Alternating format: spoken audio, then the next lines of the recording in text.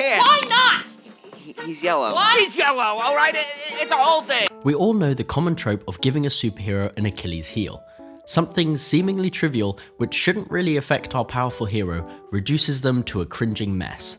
And other than the more iconic weaknesses, a lot of them are kinda strange. For example, in the original comics, if Thor let go of Mjolnir for more than 60 seconds, he would lose his godlike abilities and turn into an average guy. But worse than this is Power Girl, who, although she's invincible, is vulnerable to any unprocessed material. So, like she says, sticks and stones can break her bones. And famously, Green Lantern's weakness is the color yellow, which can be kind of inconvenient. These weaknesses often lead to frustrating and confusing moments, where the character, who is supposed to be the epic, powerful hero, is defeated by something completely ridiculous for seemingly no reason. But why did this start in the first place? When considering the characters with these weaknesses, all of them seem to have a common characteristic. They all have godlike abilities, especially invulnerability. And this can cause a problem for writers. How can you make an audience afraid your hero might lose or even die if they can't even be hurt? There's three main ways writers get around this, and they all have their pitfalls. The first way is perfectly shown by In this series, the main character's primary power is his invincibility.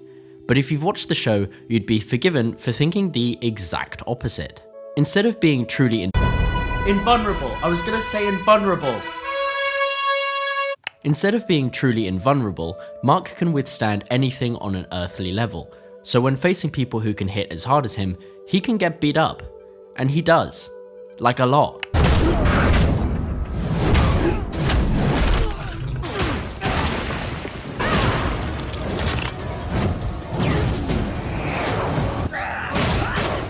And this is a viable story technique, and was a really refreshing approach to the godlike superhero. It creates tension and fear because we know that our hero can actually get hurt, be defeated, and even die.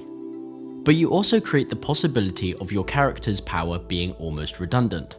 It's become a joke amongst the show's community that, despite his name, Mark really isn't very Oh, for goodness sake!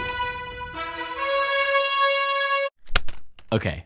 I don't really know if you can even call this a method, because it's really stupid.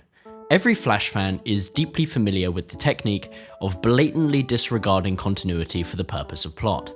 Everyone knows the Flash is faster than a speeding bullet, but he is like way faster. Except sometimes he's not, like in Injustice. This guy can run so fast he can turn back time, but he also sometimes just straight up gets shot. Now, because comics are so frequent and varied, these characters are interpreted differently time and time again, and so are their powers. But this is different. Not only does this change the basic, character-defining power level, but also breaks its own continuity. So if you want to maintain the integrity of your hero's powers and keep a level of continuity, what can you do? Well, here's when weaknesses come in. Now, by adding a little backstory or a line of exposition, your hero can lose their powers altogether. But, as mentioned, this creates some issues of its own. The weakness isn't character-driven, it's plot-driven. There's no particular reason for it, it's just a device to make writing the story easier.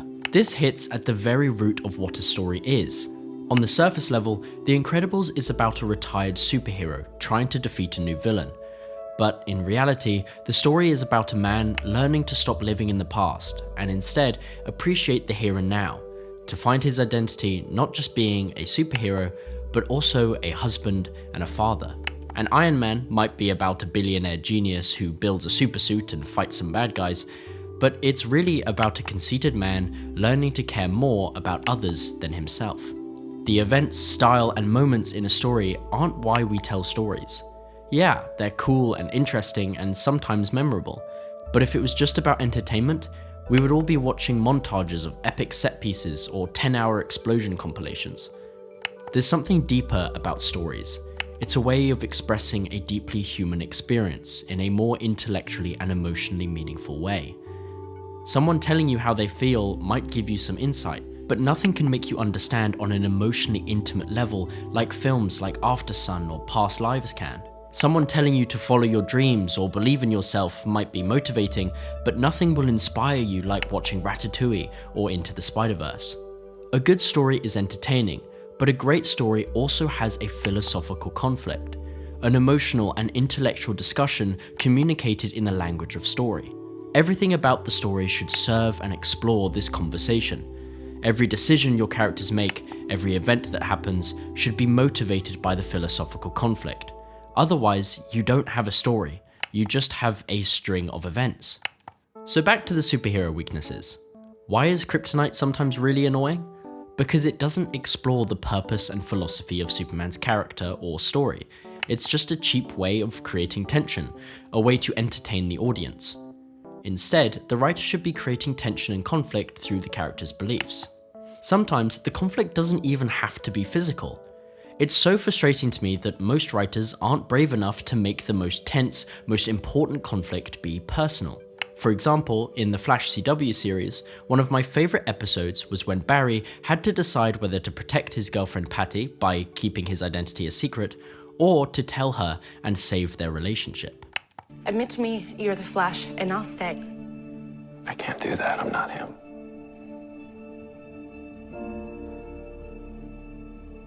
It's too bad. It would have been nice to stay. This worked because the tension and engagement was created through who Barry is. One of the main philosophical conflicts the character of Barry Allen faces is the balance of his superhero identity and his personal relationships. As I discussed in my Flash video you can watch here. This conflict isn't out of place or cheap, it's necessary and compelling. Now, despite all of this, I'm not wholly against superhero weaknesses. If used correctly, they can be a device to explore character and philosophy. So let's look back at Superman and explore two of the best examples of using these techniques. In The Dark Knight Returns, Superman has become the president's lapdog, fighting his wars and following his orders. This leads to him being ordered to apprehend the Batman. So Batman, equipped with kryptonite, fights back. By giving Batman the ability to hurt Superman, the writers are able to better explore the philosophical conflict. They can juxtapose the two characters, the man versus the god, and contrast their politics and methods. By giving Superman a weakness, they better tell the story. Another great example is in Superman Red Son. Not only does this contain another Superman vs Batman sequence, but it also has Superman be defeated.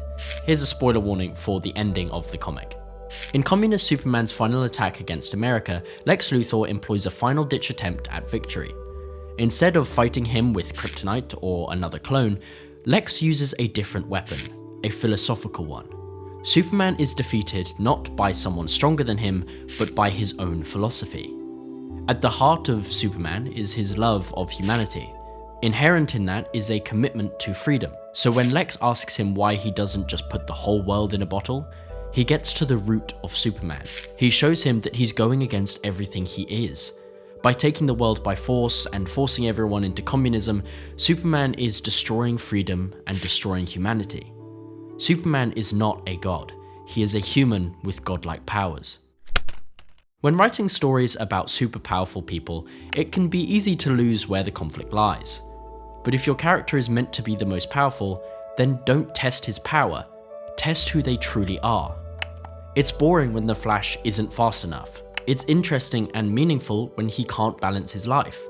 It's boring when Superman conveniently can't defeat the bad guy, but it's interesting when he loses because of who he is. Well, those are just some of my thoughts. Let me know yours in the comments. If you enjoyed, please like and consider subscribing. Check out some of my other videos, and I'll see you in the next one.